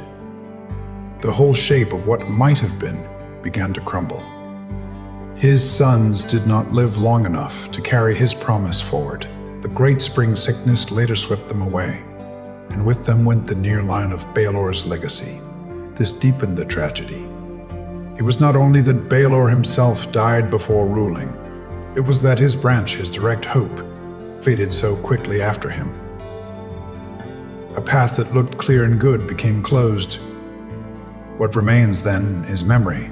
Baelor Breakspear lives in the histories as one of the great what-ifs of House Targaryen. He is proof that the dynasty could produce not only dragon dreamers and violent princes, but also men of deep moral worth. When readers and listeners love him, they are not only loving the man himself, they are loving the kingdom he represented in their minds, the kingdom that might have existed if he had lived to wear the crown. That is why his story belongs in any true telling of hidden Targaryen history. Without him, the family appears more broken than it was. With him, we see that there were branches of goodness strong enough to carry the whole realm, if only fate had allowed them time. To Girl in the Golden Cage, Aelena Targaryen's early life teaches a lesson different from the others. Where Arya was neglected and Sarah rebelled in the open, Aelena endured confinement with a sharper, quieter patience. She was one of the daughters of King Aegon III. Unlike her sisters, she was caught in the strange, oppressive piety of her brother Baelor the Blessed. Baelor believed that locking his sisters away would protect their purity and perhaps his own soul. The result was the Maiden Vault, a place beautiful enough to confuse outsiders and cruel enough to scar the women inside it. Aelena spent her youth there, cut off from the normal movement of life. Time is one of the hardest things to lose, because no one can give it back. A girl shut away during her youth is not merely being kept safe. She is being denied the ordinary growth of self that comes from choice, risk, conversation, and discovery. Aelena did not rage with the loud defiance that Sarah would later show. Her resistance was cooler. She cut her hair. She refused to let her spirit die inside the image others wanted to preserve. Even in confinement, she insisted that she remained her own. This matters because it shaped the woman she became after the doors opened. Some people leave captivity broken. Some leave with hunger. Aelena seems to have left with intelligence sharpened by long observation. She had watched how power worked, how moral words could be used as locks, how women could be turned into symbols and then hidden away for the comfort of men who feared desire. She learned from that. Once free, she did not rush blindly. She moved with purpose.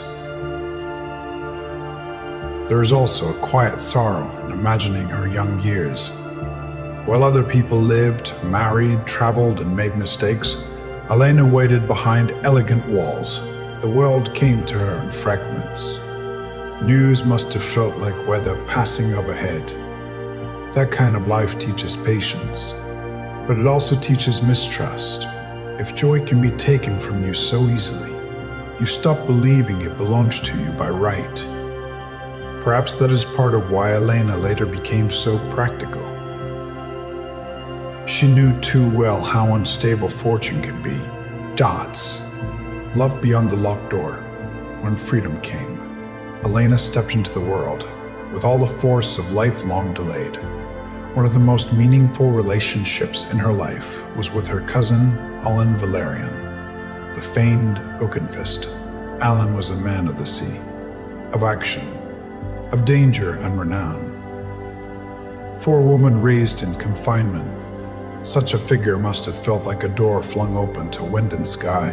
Their love was real, and from it came twins, John and Jane Waters. But love did not solve the structure of the world around them. Elena was still a princess. Alan was still shaped by duty and danger. The match that might have completed her freedom did not become the settled life she hoped for. Alan was eventually lost at sea, and with his loss came another painful lesson. Even when Elena reached for love, the world did not promise to keep it in her hands. This deepened her into the kind of woman history rarely notices properly. She was not naive after that. She did not build herself on romance alone. Yet the fact that she later married more than once and eventually for love again shows that sorrow did not freeze her heart. She remained open to life even after life had disappointed her. That is its own kind of bravery. Elena's relationships also reveal the unfair balances placed on royal women. Her children by Alan carried the mark of bastardy. Her body became part of the public meaning of the affair in ways a man's body never would. She had to navigate love through shame, desire through politics, and motherhood through the eyes of a realm always ready to judge. That she did so without vanishing into ruin tells us how strong she truly was. Marriage, loss, and the art of continuing Elena's marriages from a long pattern of adaptation. Her first husband, Lord Acifrplum, died on their wedding night, leaving behind one of the strangest and most talked about unions in Targaryen family lore. From that marriage came Viserys Plum, whose later descendants would carry faint dragon blood in the far corners of the world. But at the time, what it gave Elena most clearly was another lesson in instability. Marriage was not a safe ending. It was simply another turn in a life that refused to stay still. Her marriage to Lord Ronald Penrose placed her in a very different position. Ronald held the office of Master of Coin, yet it was said widely that Elena herself had the sharper hand for numbers and finance. This detail is one of the keys to her whole legacy. She was not merely surviving in noble houses, she was quietly becoming indispensable. She understood money, order, and the hidden machinery of rule. She knew the kingdoms do not stand only on swords and claims. They stand on supply, debt, grain, coin, and careful planning. Later, she married Sir Michael Manwoody for love, a choice that reveals how fully she had grown into her own authority. By then, she had lived many lives already. She had been a caged princess, a lover, a mother, a widow, a political woman, and a keeper of practical power. To choose love at that stage was not the act of a foolish romantic. It was the act of someone who knew the cost of life and chose joy where she could still find it. The long rhythm of her marriages shows something beautiful and sad at once. Elena kept going, again and again. After confinement, after loss, after scandal, after widowhood, she continued. She did not define herself by a single wound. She absorbed what life did to her and then moved forward with what remained. Few traits are more admirable in the histories of Westeros than that. Tabris, the princess who understood. Coin of dragons are the bright symbol of Targaryen power. Coin is its quieter truth. Armies march on pay. Castles are repaired by labor. Roads last because someone accounts for stone and time. Famines are eased or worsened by the choices of those who control the treasury. Elena understood this deeply. During her time linked to the office of Master of Coin, it became clear that she had a real talent for finance. In a world where many noblemen treated numbers as something fit for clerks and lesser minds, Elena saw numbers as power.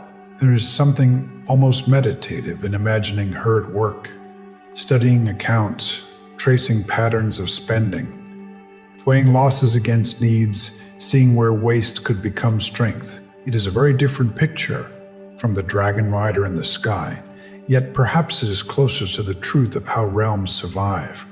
Elena's gift lay in the discipline of attention. She could see that order itself is a kind of mercy. When coin is managed badly, it is the poor who suffer first. When storehouses are empty, when roads break, when taxes crush, it is the small folk who pay in hunger and fear. This makes her link to later Targaryen history even more important. She stands in quiet contrast to rulers who believed spectacle alone could secure power. Elena knew the value of foundations. She knew the kingdom from underneath, from the level of practical reality. This is perhaps why she feels so enduring. Her intelligence was useful in the strongest sense. It made life function. And yet, because she was a woman, and because her strengths were quiet, the songs did not raise her high. This is one of the injustices of history. Men who win a single battle are remembered for centuries. Women who hold a broken order together with their minds are often footnotes. Elena deserves better. Historia reminds us that behind many stable reigns stand people who never wear the crown, but without whom the crown would sit on emptiness. The branches that keep growing. Elena's bloodline moved down to it in subtle ways that make her influence feel strangely alive, long after her own age. Through Viserys Plum came a line that reached many generations later to Brown Ben Plum, the sellsword captain with a touch of dragon blood and an odd ease around dragons. Through her bastard son John Waters came the Long Waters line, small but persistent, still present around the machinery of royal life in later ages. These are not great ruling branches. They are not lines that seize thrones, but they endure. That endurance matters because it shows how dynastic history really works. Not every important legacy sits on the main branch. Sometimes it survives in half-forgotten sidelines, in names that sound faintly familiar, in men who joke about old blood without fully knowing the women who carried it to them. Elena's life spread to the world in this quieter, more human way. Her descendants became part of the texture of history, rather than its headline. In that sense, she represents one of the deepest truths about House Targaryen. The family's influence does not live only in kings and queens. It lives in cousins, daughters, bastards, marriages, and distant descendants who carry a trace of that old silver fire into lives very far from the Iron Throne. When we look at Elena this way, she stops being a side figure. She becomes a hinge. Through her, the great house mixes with the ordinary flow of later generations, and perhaps that is fitting. Elena herself is always closer to the real inner workings of life than to its glittering surface. Her legacy, too, lives where the surface gives way to something more lasting. The boy named Egg, Aegon V, begins in one of the most beloved forms in all Targaryen history, not as a grand prince, but as a boy called Egg. He was a younger son in a line not expected to lead the realm. That accident of birth gave him a freedom more valuable than many crowns. He could travel, he could learn, he could live for a time not as the center of the kingdom, but as a small part of its rough, wide life. As squire to Sir Duncan the Tall, Egg saw things no sheltered prince was meant to see. He saw hunger. He saw injustice. He saw how little protection the weak often had when the strong chose to be cruel. He slept in humble places and crossed dusty roads where the great questions of court mattered less than weather, bread, and safety. This changed him. It gave him sympathy that later became policy. He did not imagine the small folk, he knew them. His bond with Dunk mattered greatly too. Duncan was not polished, not learned in the courtly sense, but he was good in a plain and sturdy way. He taught Egg courage, honesty, and the value of standing up for what is right, even when one is outmatched. Together they moved through a realm full of rough justice and small acts of decency. These years gave Aegon the kind of education kings almost never receive, an education in ordinary human vulnerability. The nickname Egg itself tells us something important. It is warm, human, almost silly. It strips away ceremony. Even later, when he wore the crown, the memory of Egg remained. That memory made him different from kings who had been raised from birth to think of people as subjects before they were people at all. Aegon had once been close enough to ordinary life to understand how power felt from below. The crown he never expected.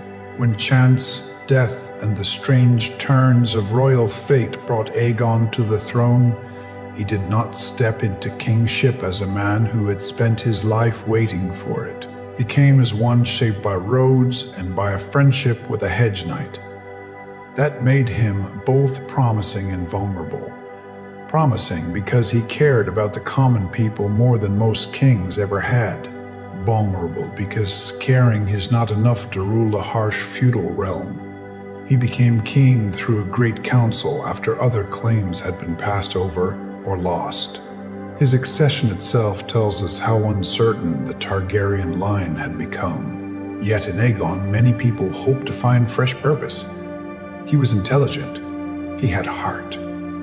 He had seen enough of the world to know that royal comfort often rests on private misery elsewhere. He was not likely to be fooled by flattering lords into believing all was well. But kingship tests the very qualities that make a man admirable. The same compassion that makes a prince noble can make a king frustrated when the structure of rule refuses easy moral change. Aegon came to power with hopes that were unusually humane. He wanted reforms that would improve the lives of the small folk. He wanted a realm that treated ordinary people with more fairness. He wanted law to do more than protect the already powerful.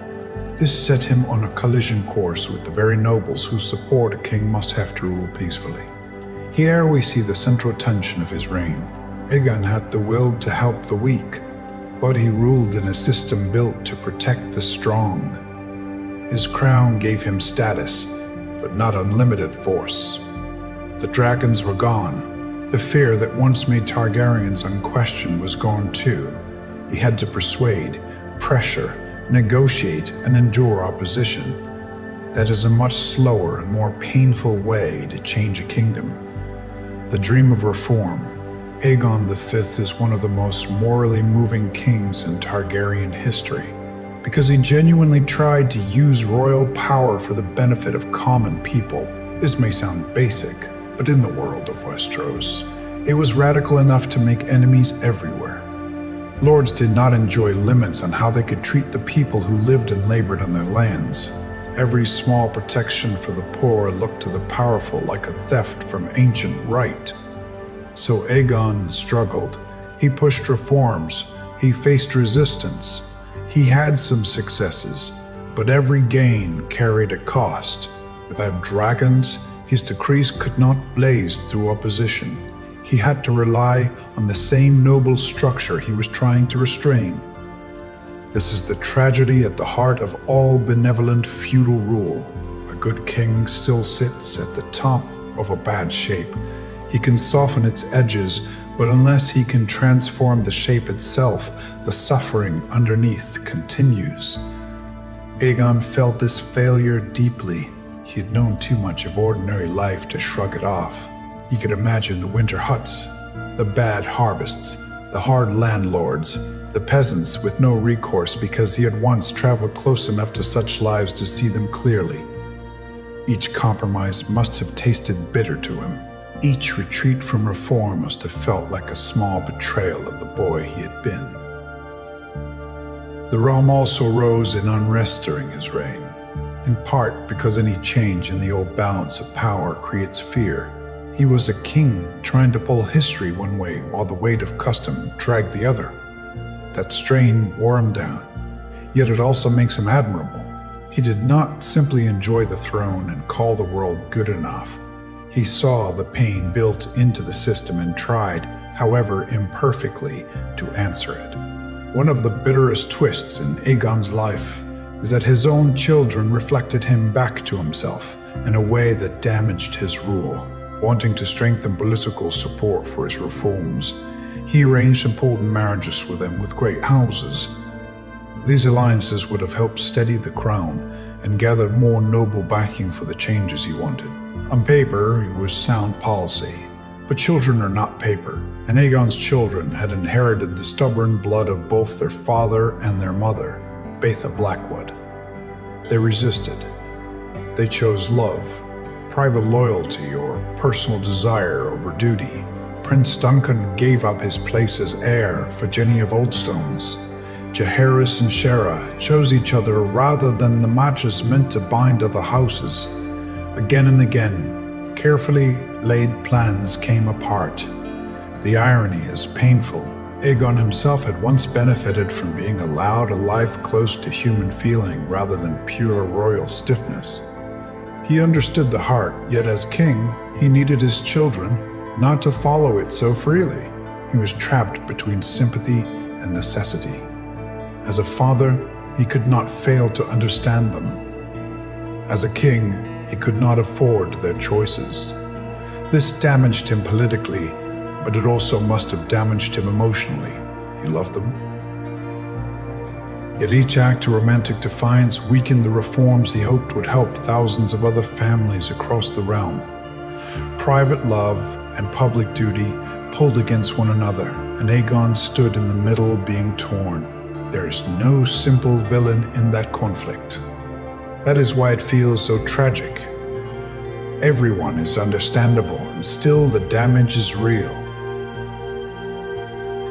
Steve. The road to Summerhall. As the years passed, Aegon's frustration deepened. The realm resisted. The great lords remained hard to move. His family alliances had weakened. The old tools of Targaryen power were gone. In that pressure, one dream began to grow brighter and darker in his mind: the return of dragons.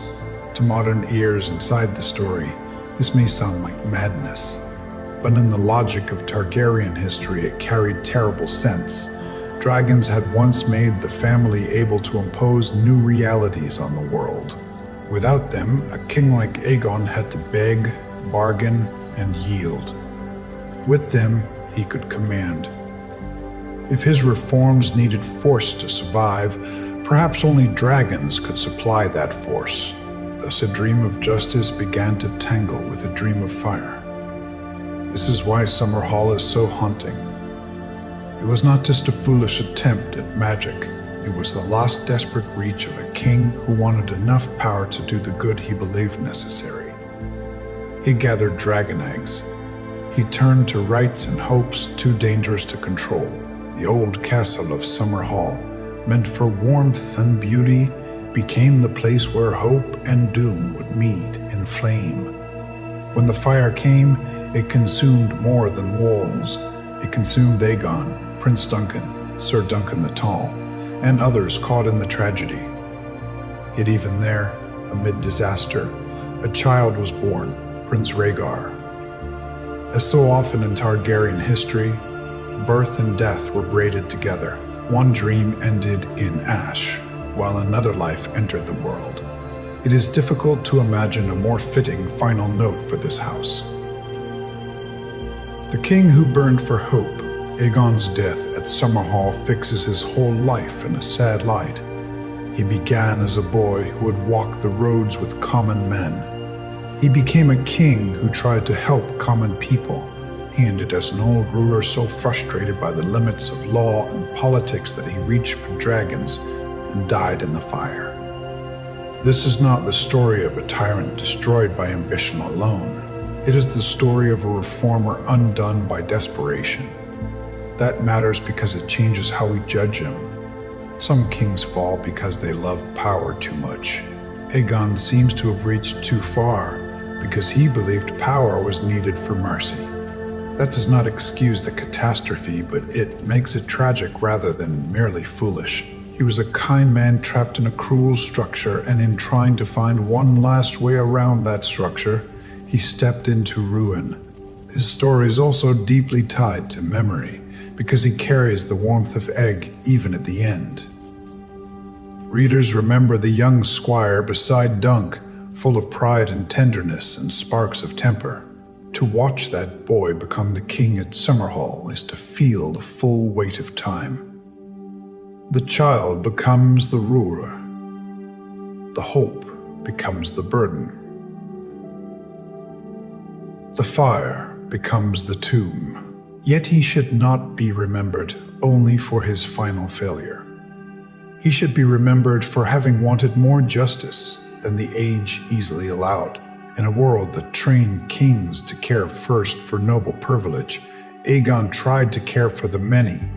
That alone makes him one of the most moving figures in his line. 5 faces of the dragon. When we place these 5 stories side by side, a fuller image of House Targaryen begins to appear. Arya shows the danger hidden inside old blood and older memory. Sera shows how royal daughters can become ungovernable when the cost of obedience is too high. Baelor shows the possibility of decency at the center of power. Olenna shows the strength of survival, intelligence, and quiet influence. Aegon shows the sorrow of a ruler whose compassion outran the world's willingness to be changed. Together, they reveal that the Targaryens were never just one thing. They were not simply mad, magical, proud, or doomed. They were also vulnerable, restless, practical, kind, lonely, and brave in many different ways. The dragon has many faces. Some blaze, some endure, some vanish too soon, some survive by changing shape. This matters especially after the more famous stories have ended. Once the loud age of conquest, civil war, and final collapse is over, what remains is the question of what this family truly was. These 5 lives help answer that question better than many kings do.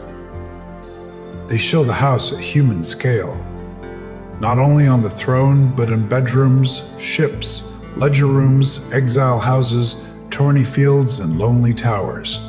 They bring the grand myth back down to flesh. And flesh is where the truth always lives. Arya's burning skin, Sarah's laughing mouth and unbowed pride, Baelor's fatal wound beneath a helm, Elena's patient hands over accounts, Aegon's aging heart still chasing the dream of dragons. These are the textures of the dynasty. Without them, the family becomes symbol only. With them, it becomes real. Why the forgotten matter? More at night. There is something about night that makes forgotten people easier to hear. In the day, the loud stories win, the conquerors rise, the queens burn cities, the princes kill brothers, the names everybody knows, stride across the stage and take the light. But at night, when the room grows quiet and the mind loosens from the need for spectacle, other figures come forward. The sidelined child, the exiled daughter, the prince who should have lived, the woman who kept order without applause, the king who failed in the saddest possible way by caring too much and not being able to force the world to meet him. That is why these Targaryen stories fit the shape of a sleep tale so well. They are not only about event, they are about feeling. They move in slow circles of memory and consequence. They do not rush toward one simple lesson. They deepen. They echo. They leave behind moods as much as facts. The mood of Arya is dread wrapped around pity. The mood of Sarah is fire wrapped around loneliness. The mood of Baelor is admiration wrapped around grief. The mood of Elena is calm, wrapped around endurance. The mood of Aegon is hope, wrapped around sorrow. When we let those moods settle, the whole dynasty changes. It stops being just a spectacle of dragons and crowns. It becomes a long family lament full of people trying to live inside a name larger than anyone life could safely bear. Perhaps that is why the Targaryens continue to fascinate. Under all the flame and prophecy, they are one of the clearest examples in fantasy of a powerful family unable to protect itself from being deeply, painfully human, till shot to midnight, as they do. Our great dynasty has two histories. One is the public history, written in wars, coronations, decrees, and disasters. The other is the hidden history, written in private wounds, family tensions, unseen labor, mischances, and strange side branches that later bloom in unexpected places. The public history of House Targaryen is well known. The hidden history is where these five belong. Arya belongs there because she reveals what dragon blood cannot save. Sarah belongs there because she reveals what royal control cannot tame. Baethor belongs there because he reveals the goodness the public line failed to keep. Elena belongs there because she reveals the intelligence that held things together without ever claiming center stage. Aegon belongs there because he reveals the moral exhaustion of trying to reform a cruel order from its own throne. These are not lesser stories. They are the roots. Through them, we understand why the Targaryen house produced such brilliance and such ruin. It was a family built on exceptionalism, yes, but also on instability, expectation, beauty, longing, and inherited pressure, strong enough to crack almost anyone. Some turned that pressure into cruelty, some into defiance, some into duty, some into cutie, some into quiet mastery, some into doomed hope.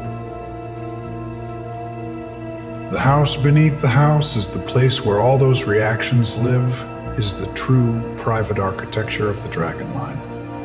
Once we see it, the famous chapters above begin to look different too. The better-known kings and queens no longer stand alone. They are supported, haunted, and explained by these quieter lives below. The long echo into later ages. These five stories do not stop where the characters themselves stop. Their echoes move outward into later generations.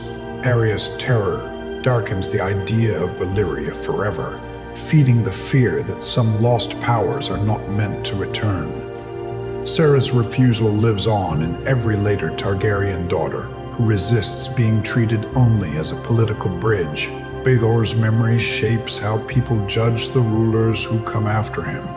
Because once a realm has seen what a truly good heir might look like, every lesser prince stands measured against that absence.